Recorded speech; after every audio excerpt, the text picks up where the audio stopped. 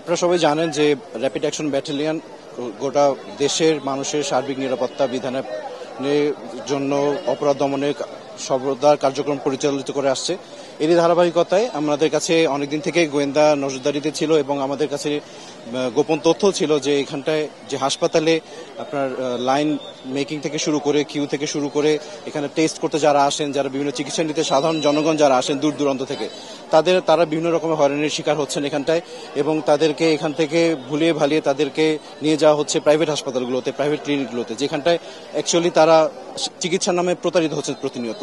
তো এরই মাধ্যমে একটি অনেকদিন থেকে আমাদের অবজারভেশন আছে এবং আমাদের এর আগে আমরা অভিযান পরিচালনা করেছি। সেটারই একটি ধারাবাহিকতায় আমরা এই দালাল চক্রকে আজকে এখানটায় এসেছি আমরা একটি গ্রেফতার করার জন্য। আমাদের সাথে মোবাইল কোর্ট পরিচালনা করছি আমরা ম্যাজিস্ট্রেটের সাথে।